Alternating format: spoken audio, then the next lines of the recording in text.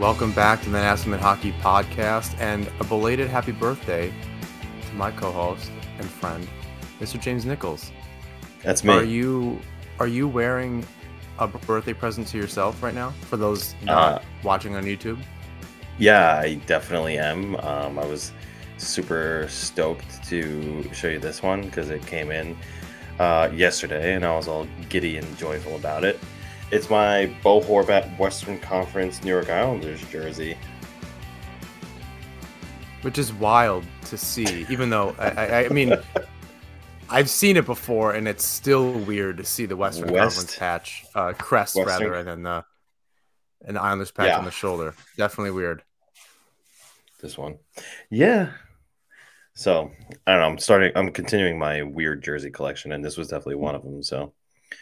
This is the first and last time I'll ever wear it, and then it'll be framed. Yeah, what jersey? Oh, I wanted you to wear the Bridgeport Islanders fisherman jersey last time, which didn't make it to air. I'm super jealous of that one. I don't know if I want to buy a brand new jersey. I've been one of those people that eBay older Islander jerseys, but it's going to be more expensive on eBay because this one's going to be. It's going to be like 10 years from now when I want it. Yeah, it'll be way more expensive. I've been there. That Casper jersey and the other ones that I have are, it's only $130. 1999. It's only $130. I have so many other things to spend $130 on that I also won't actually spend it, but I like to think that I would also buy it. I keep saying this to you, on and off the air, we like text or whatever, and I keep trying to get into playing music again.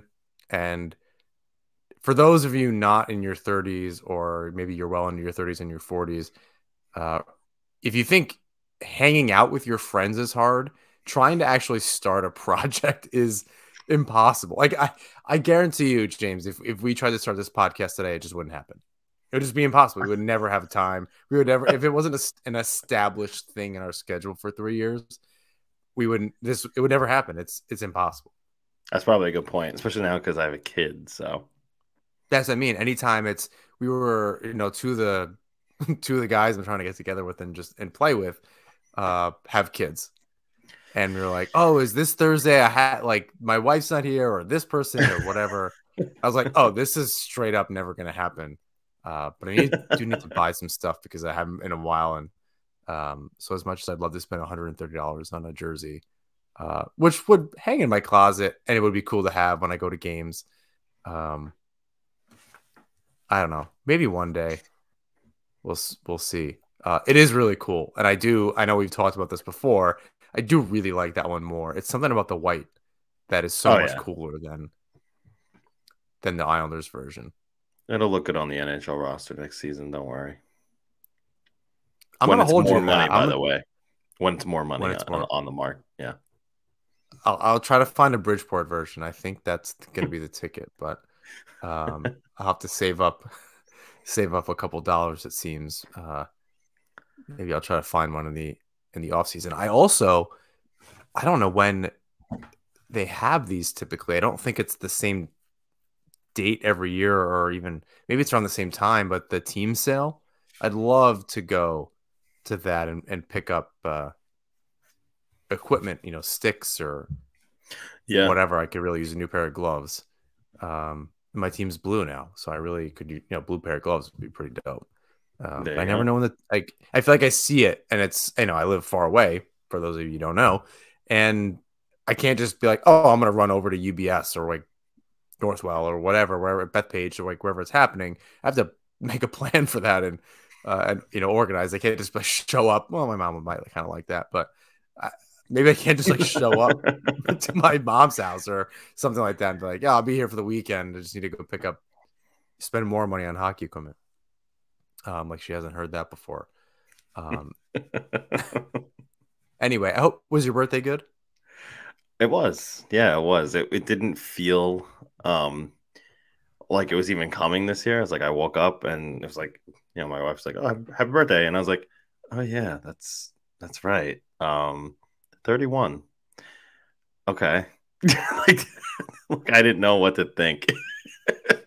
31's definitely a weird one. I'll give you that.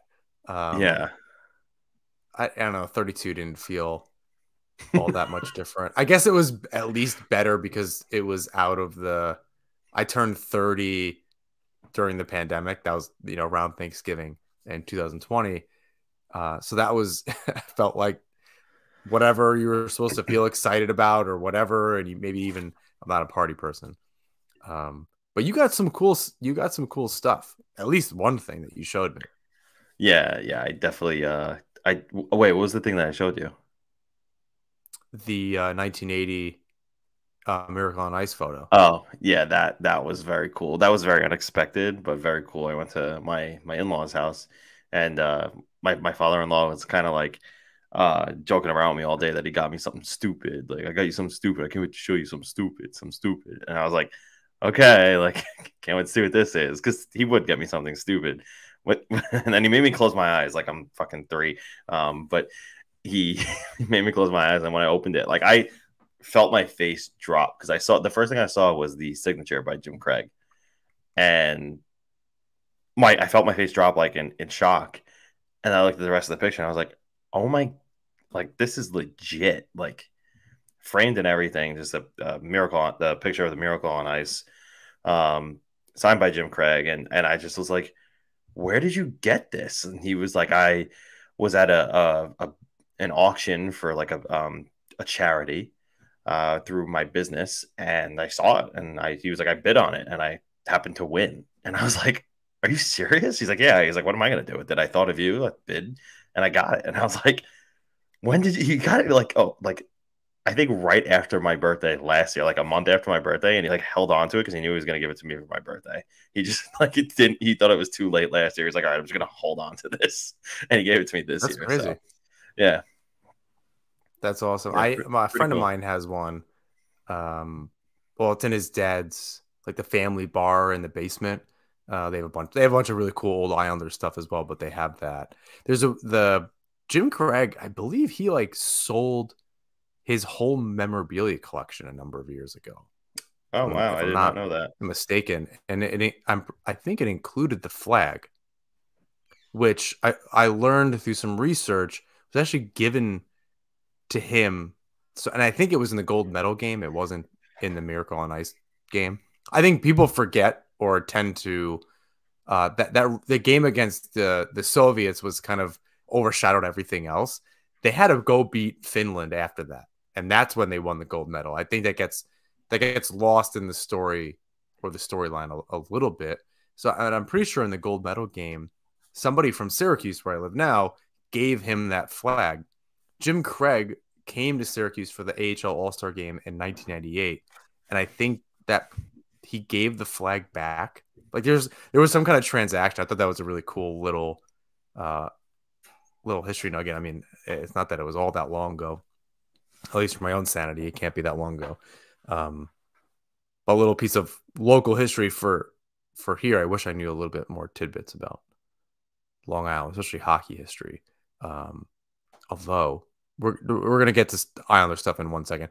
I did find because Lighthouse Hockey, great blog, great podcast. Go listen to them. They're awesome. Very funny. Follow Dan, Culture of something losing. I can't remember. Very funny on Twitter.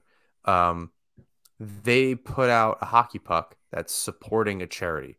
Go buy the puck. Oh, I saw that. I think it's and the website is like Vintage Hockey or something like that. They have like old Long Island Ducks jerseys and T-shirts and Long Island Cougars and stuff like that.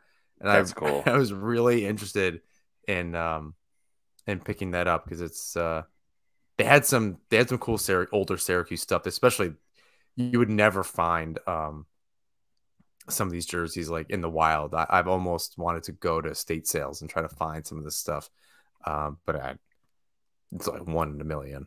I'd also love to do that on Long Island, find an original Cougars jersey somewhere. Yeah,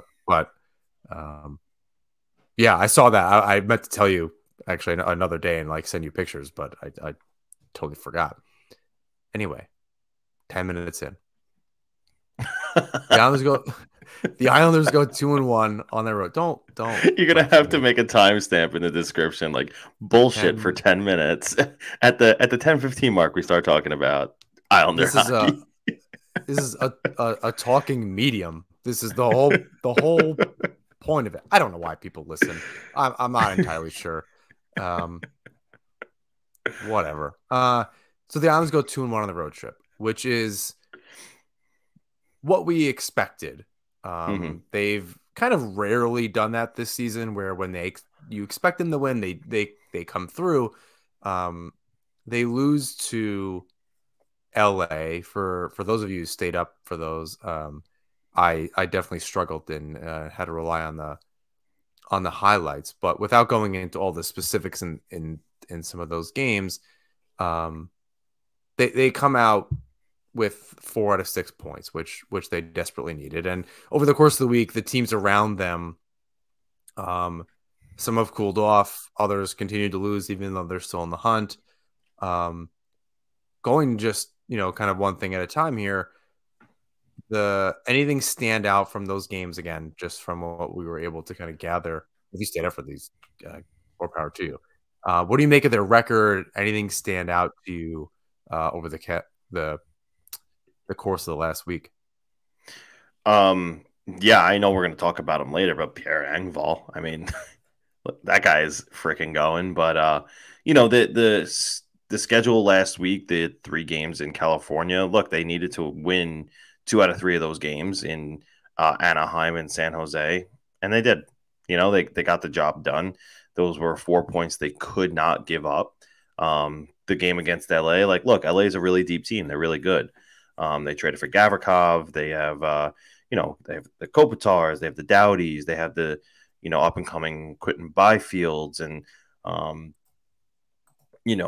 they're just they're a team that is, although young in their window of becoming legitimate playoff threats, they're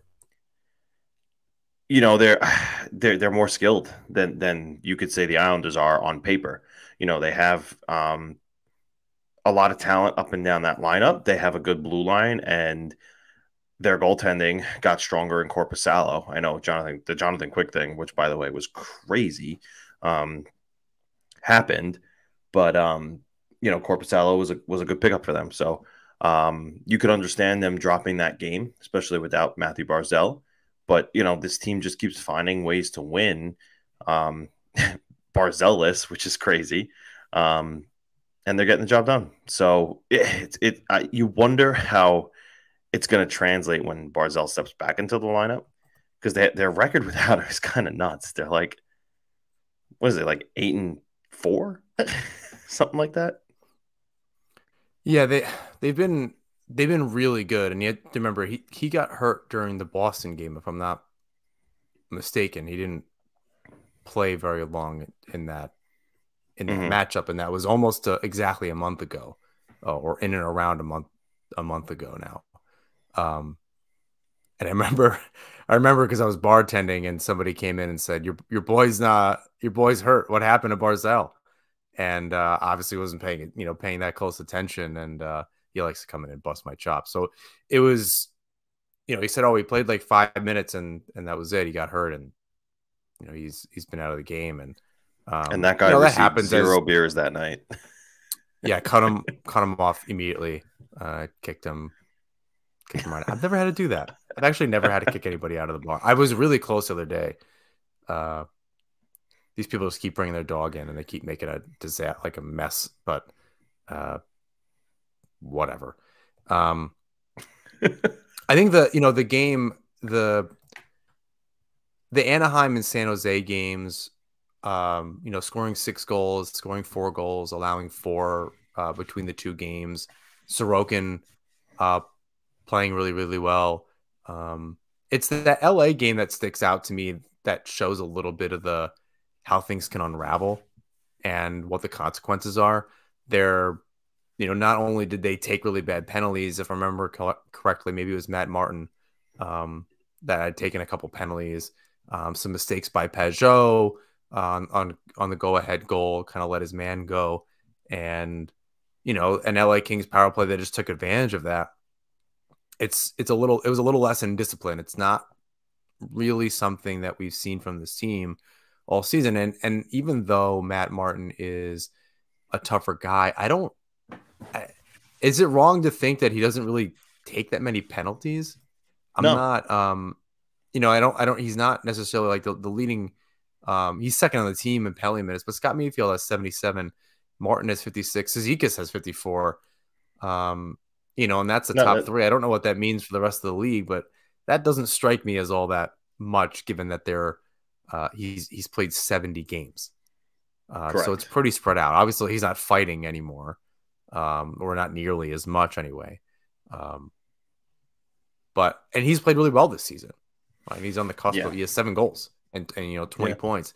Zizekas also has 20 points. So it's kind of crazy to think that, he's contributing in other ways. So that was definitely an off game, but showed me how quickly things can unravel. What do you think?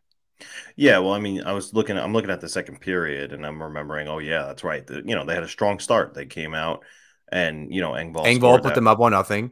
Yeah, put them up 1-0, and then they lead the first period feeling pretty good on the road, and then suddenly that second period it goes downhill. Right, they score a minute 54 in. 5 minutes later, Drew Doughty scores, and then 2 minutes, 1 whole minute later, Iafallo scores, and then 3 minutes later, Trevor Moore scores, and now they're up 4-1. Just over halfway through the second period, and it's not until the closing minutes of the second period where Pageau gets on the board, and at least brings a little bit of life back in this team. It's just that second period can sometimes get away from them. They're really good at, they could, or lately at least, really good starting the game, really good closing games out. But it's that middle period where you kind of see them, take the foot off the gas a little bit. And that's, that against a good team like, LA, that's going to hurt. When you're playing a San Jose, or if you're playing an Anaheim, right, that could maybe you can get away with that because they're not as experienced, and maybe they're not playing for a whole lot right now this time of year either. But the Kings are, so they're right in the mix of it in the Pacific Division. They're right in the on the cusp of either getting home ice advantage or not, and they're playing for home ice advantage. So you don't want to you want to, especially because where the Islanders are at in the standings right now, they need games like they did in LA to show them, like, okay, we took our foot off the gas here, and we have to make sure we don't do that moving forward. I don't know how much of that went into Anaheim and LA. It'll be good to see how they do tomorrow or tonight, as you're hearing this, against Toronto at home, how that second period looks, because again, the second periods have kind of been all season, hit or miss, and that's been like one of the sticking points for this team this year. Yeah, and to back up, and what I missed in our notes is that they also lost 5-1 to Washington from the last time that we spoke as well, because we had a show, or did we? No, we spoke last week, maybe before the LA game, because we recorded that they had a late game like that. But yeah, it was 2 games in a row they allowed 5 goals. And with some time in between, yes, they're traveling and all of that, but it wasn't a good look. Again, it kind of just showed what happens when they're not focused, and even sometimes it's always important when your goaltender bails you out of games, but sometimes you got to help your goalie. And if they're having a slightly off night, you can't take a bunch of penalties. You have to be extra focused. The one goes in, it's a softie, it's a bad angle, it's a whatever. One that, when you look at one of those goals and it's one we want back, you kind of have to start being there for them. You have to focus. That the conversation's not going to be like, well, the goalie's not good tonight, but right. You have to have that, everyone kind of needs to just like check themselves really quickly and say, okay, we have to support this guy. He's there for us. Carrying this team, for lack of better explanation of where the Islanders are this season. and Varlamov's played really good, but Sorokin's really carried the team. And if they're not going to score goals, they have to stop him, and he's certainly done that. So 2 games in a row is uncharacteristic for this team, and namely the goalies. How's the rest of the team showing up for them? I think they turned it on, and they have a big test with Toronto tonight on Tuesday, which I'm really excited to watch. Those games are always really exciting. And I think it's on ESPN Plus. Yeah, I think they have 2 of those this week. Yes, people are not happy about that. No. Before we get into some of that, it seems like Washington, Detroit, and Buffalo have cooled off a little bit. It would take, I think, quite the monumental meltdown between the Panthers and Islanders and Penguins, or even just one out of the 3 to have one of them get back into the mix and frankly beat some of those teams in front of them. That leaves the Islanders, Penguins, and Panthers in the hunt for those 2 spots. They seem like they're in good shape. They swept the Penguins this season. Small storyline, but important in the grand scheme of things. But they lost 2 out of 3 to the Panthers during this slow start earlier this season. And as Kurz wrote in one of his articles, it's in October, you can think, it's early in the season, those losses don't really matter. But on the other hand, as he mentioned, those are the times you look back and say, I really wish we would have at least had one of those games, because the Islanders did go back and beat them a couple of months later. Maybe it was in December. They did wind up stealing a game from the Panthers. And it would have been nice at this point to have a little bit more of a cushion in those 2 points, really any 2 points, but particularly against a team chasing you in the standings. That would have been really, really nice for the Islanders to have at this point. And, given that they're up and down schedule the rest of the way, and even though the Capitals are out of it and they play them next week, it's not a team that you can take lightly. They just got beat by them 5-1. You can't take them all that lightly. But I want to dive into some Islanders notes as we head into this week. And just real quick, Toronto. Go ahead. One thing of significance is that as we're recording this, the Penguins are losing 1-0 in the close to the end of the second period to the Ottawa Senators. So just a quick note as we're recording. Yeah, that's important, because the Islanders will have to scoreboard watch quite a bit. They've played 2 more games than the teams around them, and it's going to be really tough, especially if they're winning games. So during when the Islanders have a couple, maybe even 3 days off, which I don't think they have quite that many, but they definitely have 2 days off, quite a bit. After Toronto, they have 2 days off, and then they play back to back, and then it's pretty much a regular schedule. But to close out the season, they have 3 days off in early April before closing out the season with their remaining 4 games. So it'll be a little tough, I think, for the Islanders to be sitting back. So they need to take care of their own business. Yeah. And they have been so far, especially since Barzal's gone down. And to your point, so I'll read a couple stats here. According to Joe Pantano, over the Islanders' last 21 games, which have included 12 games without Barzal, and Bo Horvat not scoring in 11 of 12 of those, they've picked up 29 of 42 points, or 70% of the possible points. That's 113 point pace over 82 games. And as he says in the tweet, there's really not much more you can ask for from this team. Do you think it's too little too late, or, given the rest of the schedule, the strength of the schedule from the Penguins, the fact that they're losing tonight, and the Panthers as well, are you getting more comfortable as we go along? Are you, separately excited about the race? It's fun when it gets to this point. Kind of remove yourself as a fan for a second. It gets very exciting, and you could watch games maybe you wouldn't have normally watched. Are you worried in any way? I'm excited to watch the race. I think the 3-horse race is fun, especially for this time of year. Like last year, we knew at this point, okay, we know who's going to the playoffs. This year, it's fun to see how it will come to an end. Like, it might actually come down to the last day of the season. So worried, I wouldn't say worried. I'm anxious in like a positive way. Like, I feel good about the Islanders' hopes. The Penguins, you can never count them out, obviously, with, you know, Crosby, Letang, Malkin on that team. But the thing that I keep going back to is, like, that, you know, whenever the Islanders are the underdog, they have that mentality of just being able to overcome that obstacle.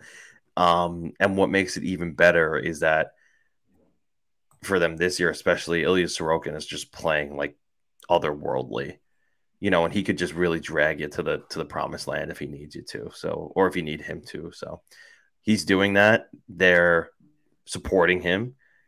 And, you know, the Panthers are playing like the Panthers again, which is scary.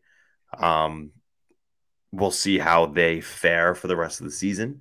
But, you know, looking at the schedule, and we've mentioned before, the Islanders have a more favorable than not schedule compared to others. Like, you know, this week they have Toronto, but then they see Columbus and Buffalo, which is a big one. Then next week they see New Jersey, which is another big one, but then they see Washington, which is still a big one. And then April is not that kind to them to begin. You know, Tampa twice, Carolina once, and then they got Philly, Washington, and Montreal. I mean,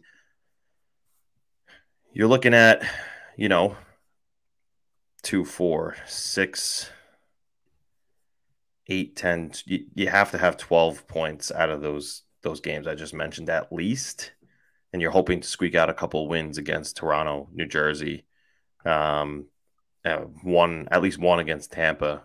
You know, it's gonna be tough, but they just keep proving us wrong. You know, how many times have you and I written this team off? Natsman Hockey is brought to you by DraftKings. The biggest tournament in college basketball is underway, and the action is just getting started on DraftKings Sportsbook, one of America's top-rated sportsbook apps.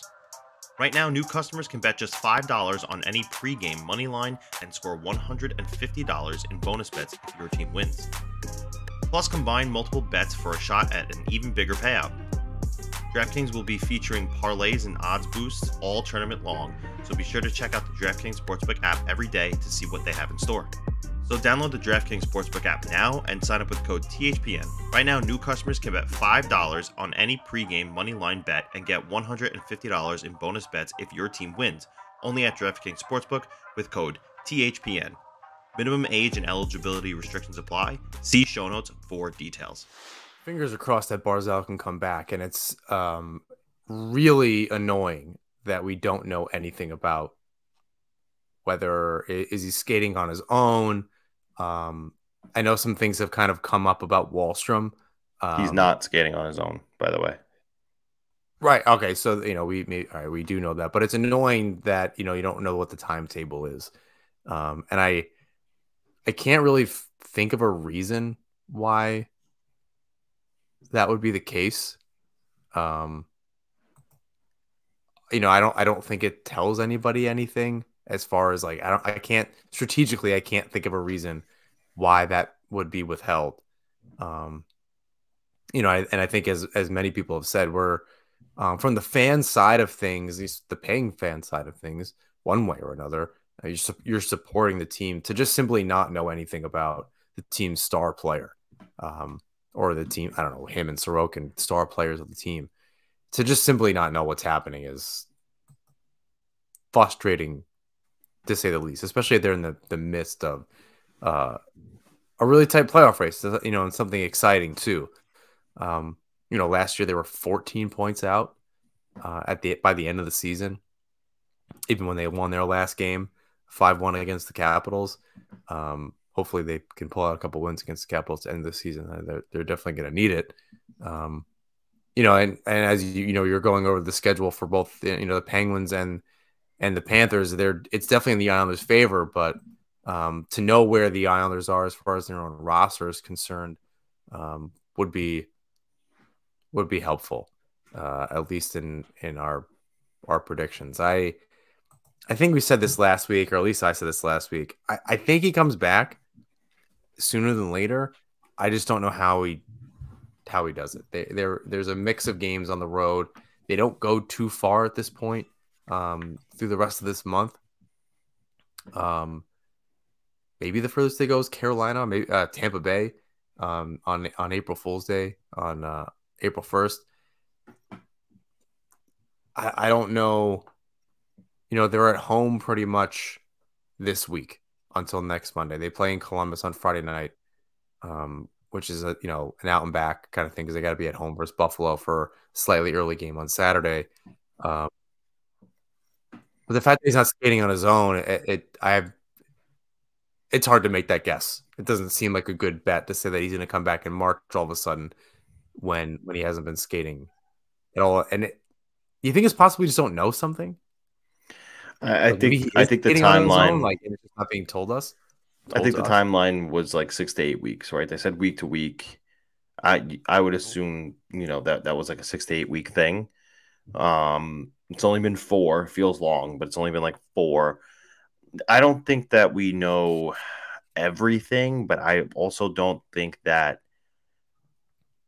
because they labeled him week to week. I think they said that because they knew at some point he would come back. They're just gonna let him, take his time with it. And the more the team wins and continues to win without him, there probably has come a point where they've said, or there could come a point where they've said to Barzal, like, how are you feeling? And if he's like, I'm feeling mostly good, but not 100%, they probably can turn around to him or have and said, look, we're doing okay. Like, if you want to take that extra time, take the extra time. Or is this a case of, if we do make the playoffs, we want as healthy of a Matt Barzal as we can get? That too. It doesn't make sense to come back, re-injure something, and then we make the playoffs and we don't have you. So if you help us get however many points, I'm not saying they're holding him out, but in so much as let's get him as healthy as he can be, whatever the issue is. I'm not sure do we know if it's an upper or lower body injury? Lower. Yeah, if it's a hip or a knee or a groin or something like that, it's tough if it's a muscle thing versus if something was actually fractured or broken or tweaked or sprained or something like that. They probably want everybody to wait as long as possible to come back. This isn't Kyle Clutterbuck for a lot of reasons, but he was coming back because he was going to go out on his own terms. As far as my opinion, he was coming back into the lineup to say, like, I don't know if I'm going to come back next year. I don't know if my body can put up with it, but I want to help this team get over the finish line, even if it means I'm out part of the playoffs. He's a tough guy, and he'll work through it one last time if he's able to. For Matt Barzal, this is not his last season. Far from it. In fact, I believe his contract kicks in his extension next season. For a hefty amount of money. So they don't want that on the shelf. As much as it's important for them to make the playoffs, they want that playoff round at UBS. I think they're just waiting, maybe as long as they can, and that's probably a discussion with all them team doctors and everything like that. It sucks to he's sitting on the sideline, we're on the sidelines, and feel like we're out of it, but my fingers are crossed they're making the right decision here, whatever that may be, and how that helps them move forward. What the scary thing is, though? Like, I'm looking at this website that the magic number that does that everybody does at this time of year. The magic number for the Islanders does not compute because they don't control their own destiny. Even after winning all of their remaining games that are on the schedule, let's say they won every game from here on out, doesn't matter. They need other teams to lose. And if they don't, that's part of the issue. They don't control their own destiny right now. Yeah. So does that mean, do you think that means that Barzal comes back a little sooner than maybe he should. It could, because I'll tell you this: the Penguins still do. The Penguins still control their own destiny by if they win all 13 that are left for them. I think the strength of schedule and Kurz and Dom Lucian put out a great article, and they're kind of going over the Islanders' playoff chances, and it's 50-50 essentially, because you're dealing with two other teams. Now there are three teams for two spots, so it's not. I don't know if it's exactly 50-50. I'm not sure how that works, but given the Islanders have played a few more games, at least two, I think one more than Florida. Yes.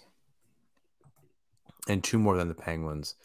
It's I think they can pull it out given who the teams that they're playing and given the teams that the other two, the Penguins and the Panthers are playing. I think it's better than 50-50 for the Islanders. I understand what the math says, and they're going through the analytics and who can beat who, and who can the Islanders beat, who can these other teams beat, and all of that. But the way that the Islanders are playing, and the Panthers have won their last two, the Penguins are all over the place. I'm not entirely sure. Penguins lost their last team is three. And they've let 5, in 4, and 1 16. In the last 10. Yeah, they let in 16 goals and were shut out by the Rangers in their last game. But over the last 3 games, they've let in 16 goals. Back-to-back losses against the Rangers doesn't help. Other fans rooting for the Rangers is rare, and in that case, they were absolutely doing that. St. Patrick's Day weekend, but they also lost to the Montreal Canadiens. Their team that's a couple pieces away, and I think we talked about Granlund and whatever. They have Zucker, they have a Granlund, they have what's his face that skate Gensel. They're okay. They're morning pieces, but the team as a whole just hasn't been able to put it together. And they've just been struggling. Pretty shaky. Yeah, he's always bad. Yeah. And Casey DeSmith is fine. Yeah. So you have, you don't really have too strong of a defense to begin with. And then you're kind of relying on a lot of depth. Crosby's having a great year. He's a point per game. He'll end the season a point per game again, to the surprise of nobody. But they just don't. They really, on the whole, don't have the depth. And the Panthers are playing well, or at least better.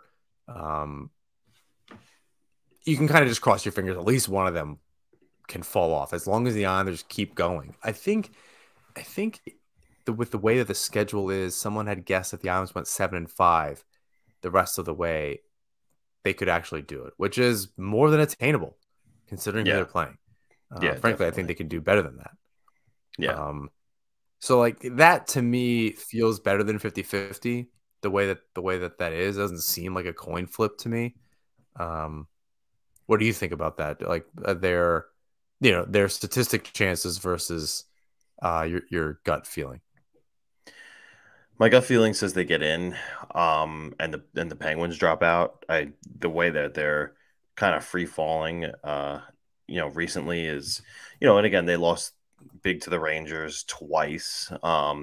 Another good team who's rolling right now, but I don't know. I just have this us against the world feeling, for the Islanders, and they're just playing, super well. And I think the goaltending is really what it is. Right above both of those teams, the most important position in hockey is arguably goaltending.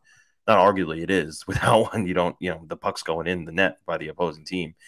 And they have the best goaltender. And that's what makes me believe that they will get in over one of those two teams. My opinion, I think it'll be over the Penguins. I think they have the weakest goaltending of the trio. Interesting. We'll have to revisit that week over week here. Given that those are the teams, unless somebody goes on a real serious run here. Buffalo's, like I said, fallen off. Washington as well, and Detroit's been kind of long out of it. Ottawa's not exactly, other than they're beating the Penguins, or at least they were as of a few minutes ago. I'm not sure they really have the ability to kind of step it up in the long term. Their goaltending's been a little tough this season. They had Cam Talbot went down with an injury. Am I remembering that correctly? Yep. And they just kind of had some issues. They're definitely a team on the rise. Who expected to be talking about them this late in the season to begin with? So I think that's a win. And they're also in the the Bedard sweepstakes. As long as they're within the top 11 or so teams, they can move up the appropriate amount of spots to get them in the draft if they win the lottery. So some scoreboard watching for sure, and I think it's going to be more than we'd prefer. It's a lot more hockey than maybe we're used to watching, but at least it gives us something to do. I know in July when we're having episodes, we're gonna be wishing we had something to talk about. So let's take in all the hockey that we can. Let's turn our attention to two players kind of having a really big impact, but in much different ways. I want to start with Bo Horvat here, who has different ways and like opposite than we would have thought ways. Of course. So Bo Horvat and Pierre Engvall. I don't know what that movie is. They they bump heads or whatever, and they Freaky Friday. Freaky Friday. They must have bumped into each other in the locker room on a Friday the 13th, or someone didn't shake the rain stick the right way, or something happened, and they seem to be different players. But Engvall 5 points in 7 games with the Islanders, 4-game point streak. Horvat has not scored in 11 of his 12 games with the Islanders. Any concern for Horvat, or is he contributing in his own way as he wears his jersey here? Tough to badmouth him, but are you concerned? Can he turn it on? Is he that type of player where he's just going to contribute any way that he can? And if he is contributing other ways, what is he doing? Well, first of all, he's a beast in the faceoff dot. He's winning like 70% of his faceoffs. Like it's a ridiculous. Is it that high? That's really high. It's like in the last stretch of games, like I want to say like the last 5 games, cumulative average. Yeah, he's winning like 70% of his faceoffs. It's crazy. He's winning so many, and a lot of people like to kind of shoo away that statistic. No, when you start the or resume play with the puck on the end of your stick, that's huge. Like it's just a big deal. So he's doing just all of the little things that you want, your bottom 6 players to do, and you wish some of the top 6 players would do it. He is doing it, and he is a top 6 guy. He's just not necessarily scoring right now. And a little bit of it is bad luck. A little bit of it is him missing Barzal as well. But I'm not overly worried about it, because as soon as Barzal comes back, I think that he'll find the score sheet again, no problem. So they were just starting to click, and I think he's mentioned in a couple of interviews how disappointing that is. And and then he has to go through another change. Layer connecting. Yeah, right. And it's hard when Holmstrom is still kind of learning his way. He has those flashes. Lee is a very specific type of player, and that first line, Lee, Horvat, and Barzal would be great. And it's amazing that Palmieri had a great week last week, and he's been carrying the mail a little bit. He's put some pucks in. He had a 4-point night, if I'm not mistaken, or a 4-point week or something. He had a great few games there. Even though he's playing went well. 2-1, and so I think that definitely makes somebody is stepping up, and I think that's really good to see from this team. You would have liked to maybe steal that one in LA, but all things aside, they're at least stepping up for each other in the forward group. You're getting contributions from everybody. Pajot had a really great shorthanded goal. Palmieri is contributing. So no issues from Horvat as you see it. No, I really don't. I think he's playing well, and he's putting himself in positions to score. He's just a little bit snake-bitten. So I think he's doing all around. I think he's doing everything he's supposed to be doing as the number 1 center. Just a little snake-bitten right now. And again, it's another change, right? The second one in like the matter of a month and a half. So that's a lot to deal with. And I think he'll be fine. I'm not worried about him at all. However, Pierre Engvall on the flip is just, I don't know, scoring at will. Yeah, just gonna put a couple pucks in the back of the net for my new team. No big deal. Yeah, he's definitely stepping up. It's not something, I don't know that it's sustainable. I'm not super familiar with, advanced analytics, but Stats by Zach, if you're not following him, we're gonna try to get him on the show. We've talked about him. We talked to him rather. It had some great stats. As the last few games with Engvall, 4.7 even strength expected goals for per 60, and 1.95 expected goals against per 60, and those are good numbers. He's on the ice for chances, and Go ahead. I'm not surprised by the expected goals against. I knew he was a good defensive player, and he skates the puck out of the defensive zone well in transition. It's the expected goals for that I am really surprised at, and I do wonder if I love the term regress to the mean. I wonder if it will regress to the mean, or if it's just one of those situations for Pierre Engvall where he was in Toronto, he didn't have an opportunity to flourish the way he is here. Is he this player? It's a fresh start. Look at Bavillier, or it could just be utilization. That fresh start after you've been with a team for a long time and expectations were high. You kind of come to a new team and you can kind of reinvent yourself. Maybe things are just clicking. It's also a contract year for him.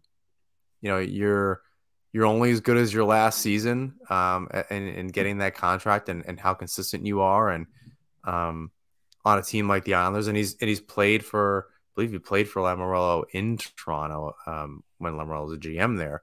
So it's not like they're not familiar with one another, and it's important for him to just play well from here on out, and the team is really benefiting from him. And like I said, everyone's kind of stepping up. Palmieri's getting involved, Pajot's getting involved, Bashing is still playing really, really well. So Engvall kind of adding that depth. That's the flip side of those mistakes and the team crumbling under some pressure against Washington and LA. And even though it's Anaheim and San Jose, you're seeing, at least with a grain of salt, what the team is capable of putting together as far as scoring is concerned. I had another thought, and I totally forgot, but I do want to make sure that we talk about the lines, as these have been kind of shifting a little bit. The fourth line is back together. Any thoughts on that? Of is just kind of what should happen, and they'll mix it up if they need to? Almost feels like a last hurrah. It just like, I wonder, and you mentioned it.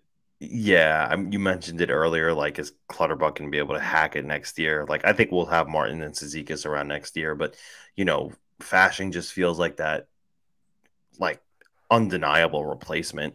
And you anticipate having Barzal back, and we'll see what the offseason brings in terms of if anybody else is going to be in this forward group. But it just feels like a last hurrah for that fourth line.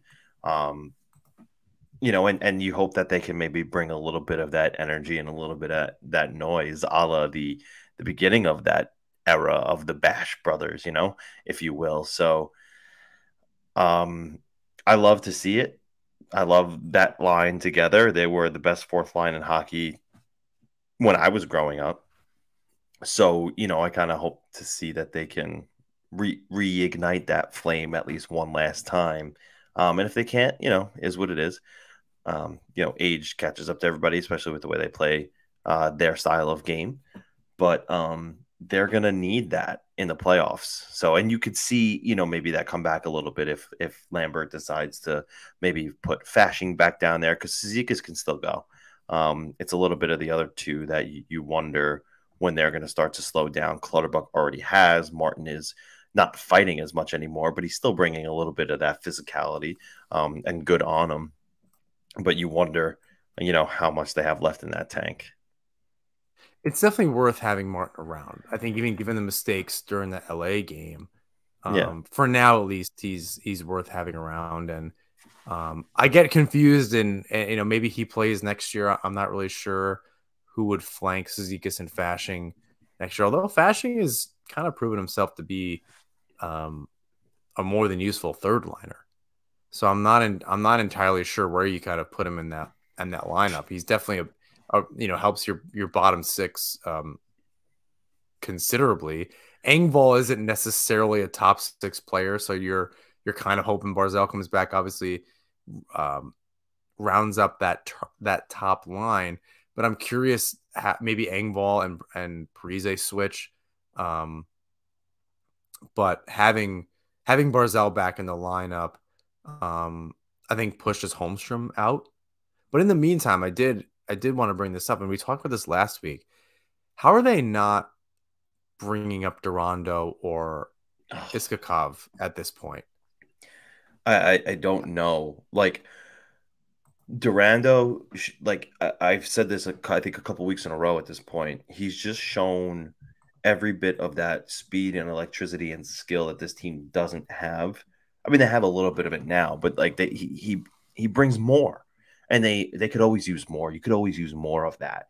And I don't see how Durandeau doesn't get an opportunity over Simon Holmstrom right now. Yes, I get it. Simon Holmstrom has been here a little bit longer, and he shows some pretty good, not great, but pretty good defensive structure in his own right, sure. But, you don't need to play defense if the puck is in the offensive zone, which I think Durandeau can do. I would understand if Durandeau did not play a game this season. You're like, well, we don't even know what we have in this kid. Like Isakov. I understand maybe not bringing him up, even though he's having a great season. That's what I was going to say. We don't really know what he can do at the NHL level. Durandeau showed he belongs, and having that speed, essentially that what Barzal had and brought to that line. I'm not comparing them as Durandeau and Barzal is, the skill, but the speed is certainly there.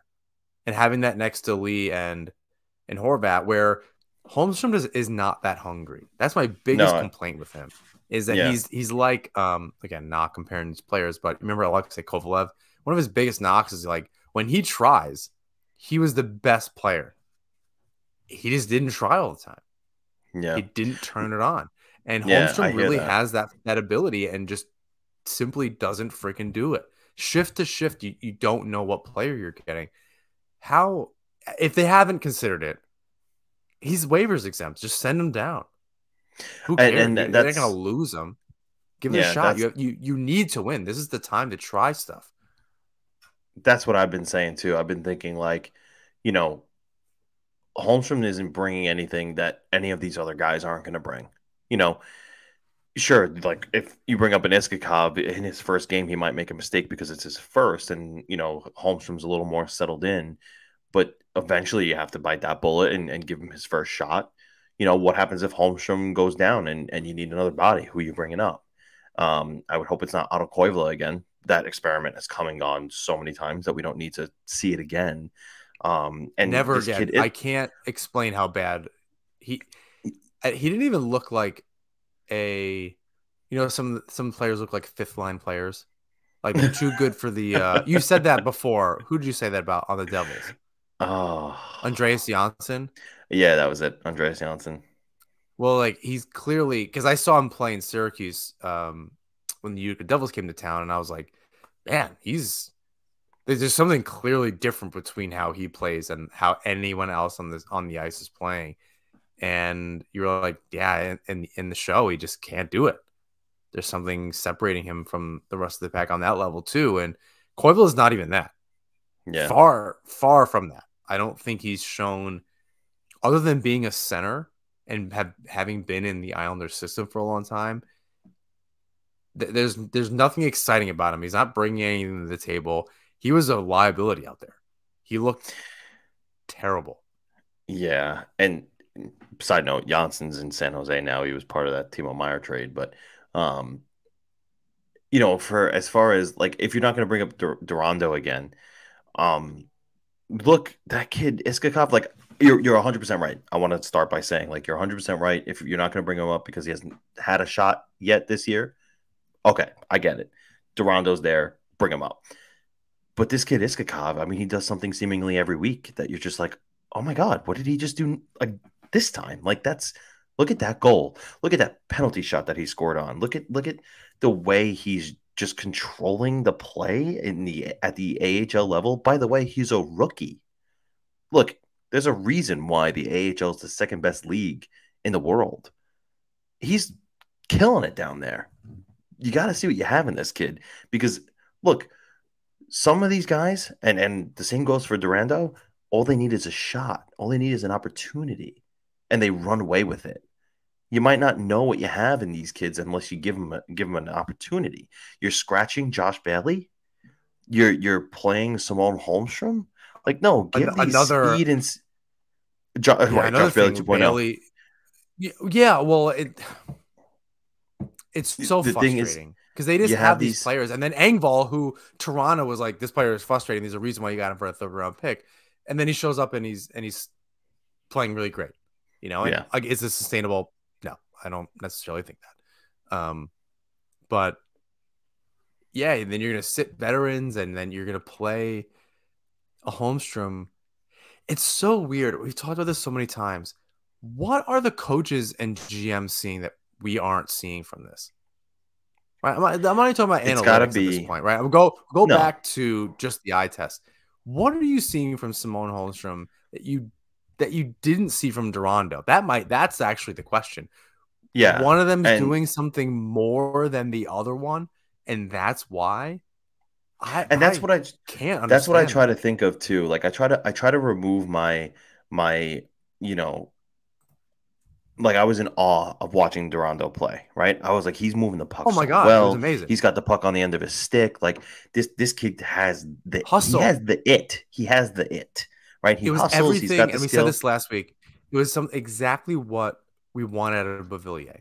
That hungry playoff style Beauvillier that we saw that was really successful. Durandeau is bringing that to the table. Whether he's successful and scores goals and all that is different, but he's at least bringing that energy and tenacity to the table. Right. So I try to take all of that, rose-colored lenses away, and I try to look at his game and be like, okay, what is he not doing? Like, let me watch him away from the puck. Let me see what he's doing, on the boards. What's his board game like? Is he doing the right things there? Yeah, no, wait, he is. So what are we looking at here? Like, I don't know. Like, it's a good question. What are the coaches seeing that we're not? And look, maybe it's something that, that we're not thinking of. Maybe that's why they get paid and to be where they're at. And we're, sitting here at 9 o'clock on a Monday talking into microphones. But, it's the fact of the matter is that I don't believe us to be uneducated, hockey people. I think Durandeau has every bit of what the Islanders need, especially right now, to play every day in this lineup. Yeah, I think that's we've kind of constantly come to that. I don't know. It's not a conclusion. It's just we end with that question of what are we seeing or not seeing from a particular player that the coaches are seeing or that the GM is seeing. It's because it's very confusing, and it could have been, I think a good example of what them getting it right is Romanov, right? Who's playing much better as of late and probably saw the potential. But the thing is, Romanov's turning it on at the right time, and it's not like Holmstrom is being like Engvall, showing up and scoring and finding his way on the score sheet. That's not what's happening. So there's. Again, how it took forever to finally just sit Bailey. What? Why? What was if you're gonna play Holmstrom anyway, and you're comfortable with that, and you're not gonna call up Durandeau, what the fuck took you so long? Bailey didn't start playing worse. This is who he's been. You either liked it or you didn't like it. Is Engvall the difference here? Where there's somebody else you can plug in your top six, Fashing steps in, Clutterbuck's back, and then Bailey's out. Right. That I can understand. I don't like that. Sit bad players. Call up Durandeau, put Bailey on waivers. Like, I don't care. He's not he's not adding anything in your roster. You're gonna put him in Game 7 sometime. Oh my God, it would lose it. It'd be like Andrew Ladd all over again. Like, what the hell is he doing in here? He's gonna cost us a series. or whatever. You got to be kidding. I don't know why he's around, but I guess we're a little bit beyond that. Fingers crossed they call up Durandeau. There really just isn't. They're in too precarious a situation where they throw everything at this run here. I wonder a little bit about. If you think you're going to do it, do it. I wonder a little bit about William DeFore too. He's been playing a lot better in Bridgeport. He's got 20 goals, 41 points this year. Again, as a rookie, he's a player I understand not calling him up at all. I do. I get it. He did not look all that great in his debut. quickly was returned to Bridgeport, and I get it, but I wonder, he's got the size, he's got the shot. Did he learn anything? How much better is he actually playing? Like I said, I think you just go with Durandeau. He can play at this level. Right. Yeah. And again, I 100% understand. Not DeFore, as you said, and that's a good point. Didn't play great. He had really limited. Lambert takes after Trotz and some of those negative aspects, and not really allowing players to flourish. And we talked about that in other episodes. Holmstrom, Dufour, younger players just being like, okay, I know you were in the AHL and you sat for 2 games when you came up, but now you're on the first line with Matt Barzal, and you're like, why isn't this fucking working? I don't understand why you suck playing with arguably the top 10 player in the world. Like, it's actually more like, oh, you were a 5th round draft pick who nobody had any expectations of, and after you were drafted, you had 2 seasons of mediocre play, and then suddenly you took off and you won all these accolades last year, but you weren't good enough to make the opening roster, so we let you sit down in the AHL for about 35 games and decided, hey, you're doing decent there. Let me bring you up and put you no, not the 3rd line. That doesn't look good. Not the 4th line. We need to have Clutterbuck and Cizikas and Martin there together. The 2nd line's going pretty good. Yeah, let's start you on the 1st line. Let's start you on the 1st line in your NHL debut. You overcame all these obstacles after being drafted. Why not another one? Why not another one at the hardest level of hockey in the world? Why not? Yeah, it's just how are we seeing that and questioning that, and seeing it 3 different players, 4 different players. Something it didn't work. Holmstrom, too many players. Who I totally forgot about, probably because it's upsetting that he's not here. I love Horvat, but it doesn't make me feel good. Iskakov makes kind of is making up for it. I don't know where he came from. That's where we have a Mitch Anderson, I suppose. But it was Ratu, Dufour, Holmstrom,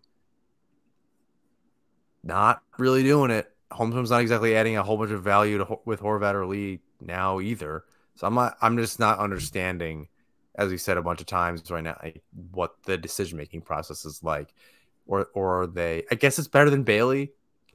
And if that's really what it's coming down to, this team is a little bit of a joke. Like you can't be coming down to that.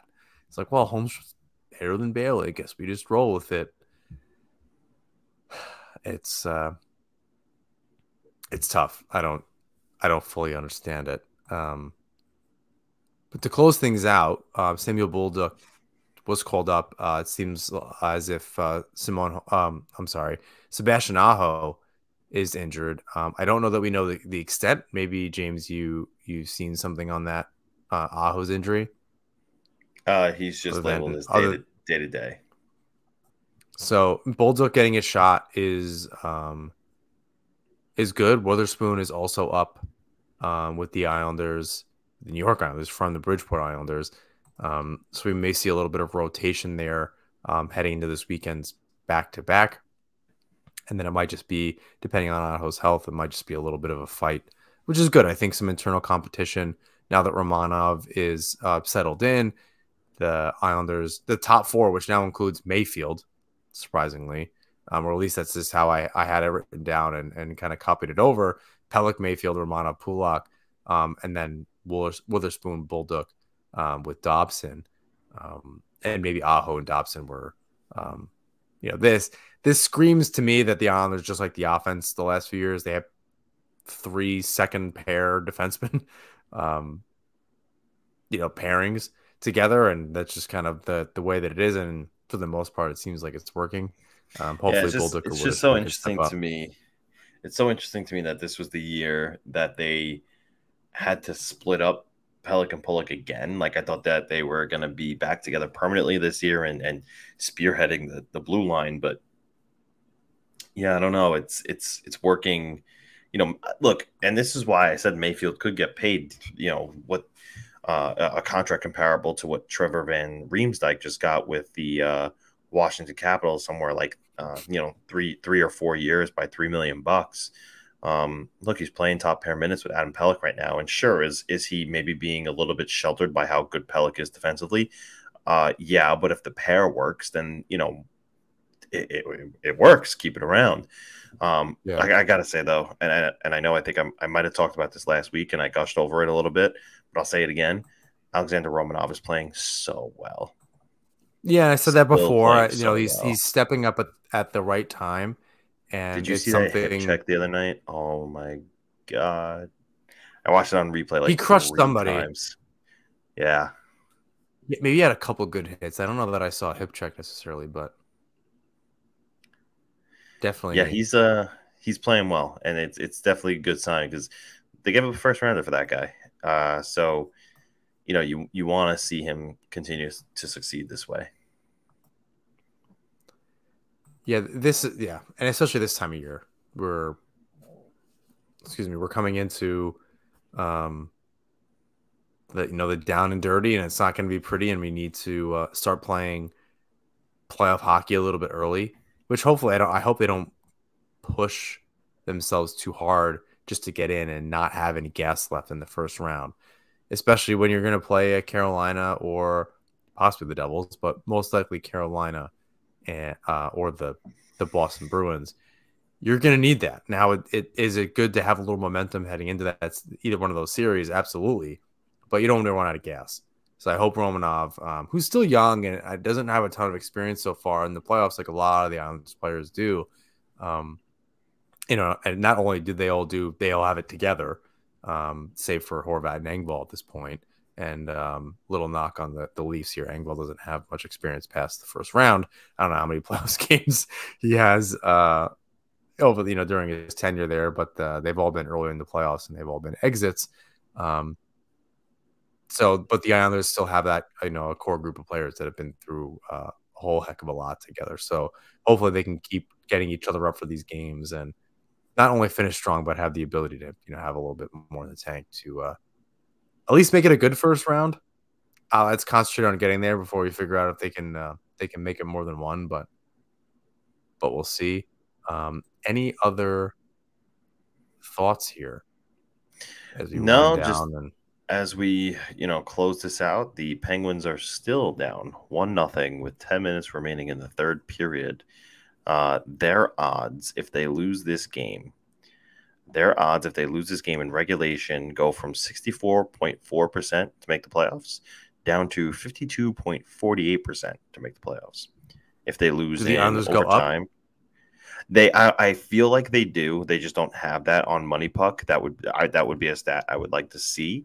But and maybe they do. I'm just not looking in the right spot. But if the Penguins lose in overtime, they drop significantly less to 61.8% instead of 52%. So if the Islanders win tomorrow or tonight, as you're hearing this, in regulation, they increase from 65.1% to make the playoffs to 73.82%. If they win in OT, it increases to 71.93%. If they lose in regulation, it decreases to 55.34%. If they lose in overtime, it decreases to 63.88%. And that is before the Penguins lose tonight. I feel like if we're talking math here, that changes if they do lose, depending on regulation or not. So we'll see. But a lot of storylines to follow here as we close out. Coming in, can you believe that we're already at March 21st? This is wild. It's crazy because typically January and February, where I live, last so long because it's cold. And the days are just hard to get through. It gets dark so early. But we really didn't have a bad winter. The lakes around here barely froze. If they did, it was for a very short period of time. So it's been I can't believe it's the end of March. The fact that it's light out until nearly 7 o'clock, it's unbelievably rejuvenating to have. It feels like you have more time in your evening, which is just obviously not the case. But I feel like I had this extra part of my day all of a sudden, doing activities, and I stood out in the sun for a little bit today. It felt great. But no, it's hard to believe that in a second, it's going to be April. I'm gonna try to get to a game, maybe on the 8th of April. Or do they have a game the week after that? What's their? Be embarrassing if we had a podcast on this team. I can't remember what their schedule is for April. No, so they play Philly on April 8th. Yeah. And then they're at home against Montreal to close out the season. I know I'll be on Long Island on the 8th. I know that for sure. I'll be there on Monday the 27th. They play the Devils. They play the Devils. That's we're gonna close this out with a UBS section here because I only went one time. You've been there a few times. Best place to eat that you've been to? Your favorite, rather? The big chicken was just. Was it unbelievable? Yeah, it was really good. Yeah, I was so jealous. Did you get it on a Blue Line Deli Bagel? Yes, I did. There are just so many places that, like, it's impossible to hit them all. Like, you have to do something new every time you go. Yeah, I forget. I can't remember what I ate. There was like a sandwich nook that had like all these different kinds of sandwiches. And then there was like an ice cream nook that had like all these different kinds of ice creams. And then they were giving out like freaking popcorns, and like there was like stations where they just kind of like placed these items like, here, grab and go. And it was just like, what the hell is going on here? There's so much happening. And it was all wonderful. And I loved it. Yeah, a far cry from decade old pretzels and from who knows when and all of that. I can't remember what I ate. I do remember how easy it was to just grab a can of beer, went to the counter, paid for it, and left like in 2 seconds. Yep. And it was a busy, it was the last game of the season. It was a Friday night. I think it was 7 o'clock start. Whatever the last game of the season was last year. It was very easy compared to, I've been to a number of rinks. So it was very easy and very quick to do that. The concourses are really big. Well, there's just so many options that like not everyone's congregating to one area. Yeah, I didn't know. Obviously, it's an AHL rink, and the one here is very, very old. I believe it's from the mid '50s. But you miss if there's the concourse is so narrow, and not everywhere has everything. Some have beer, some don't. And when I go to an NHL rink, I'm like, oh my god, I can't even believe how advanced this feels. It's kind of crazy, but I definitely have to get that big on there with on a Blue Line Deli Bagel. I can't remember why I didn't get it last time. You'll have to do it. But I think you just I got to dive in here. That was good. I'm really excited, and I definitely have to try to get some tickets for that, one way or another. Let's close it out here. Please rate, review, subscribe wherever you listen to or watch the show. You follow us on Twitter, Instagram, YouTube at Aspen Hockey. Sorry for the lack of Instagram content. We've been really bad about this season. And when I say we, I mean me. I've been really bad about that this season. I know we did like post games here and there with Isles Fix and different, just this kind of inconsistent. I think we're just trying to do the show regularly and nail that down. And I think if we talked over beers, we'd have all these crazy ideas, not crazy ideas, but just a lot of ideas. And we should do this and blah, blah. It's kind of like, is it How I Met Your Mother? We should start a restaurant. And it's like every time we talk, oh my God, we should totally do this. And, best laid plans. But we'll see. You can find James' work at the fourth period for the Islanders and the Devils. Make sure you sign up for Isles Fix, an excellent curated Islanders newsletter, and make sure you pick up Joel Bono's book, Islanders A to Z. I have to get a copy, or at least check it out somehow. It looks pretty cool for the kiddos, and for the adults that wraps it up here. For the adults too, I'm sure it gives you some cool stats. It does. And other information. I love a good trivia book, so that's cool with me. All right, James, bring us home. Until next time, you know what I was thinking? Send us some weird jerseys, not ones that are like this never happened, but it's a jersey. Ones that are like jerseys that you find that are so rare, but it's happened once, like this one, like the one that I'm wearing, a Western Conference with an Islander patch on it, Bo Horvat. Like this happened. Send us your jerseys that have Are we happened. Gonna keep talking about this? But they're weird. No. We're gonna get them on Twitter, and we can talk about them next week. How about that? I'm gonna do some research because this is actually interesting. I'm trying to send us your look weird. Your weird, this really happened jerseys, like Islanders or otherwise, or like a Wayne Gretzky Coyotes jersey. You know what I mean? Like something like that. Okay, I'm excited. I hope people actually send these in. All right. Bring us home for real this time. Until next time, let's go Islanders.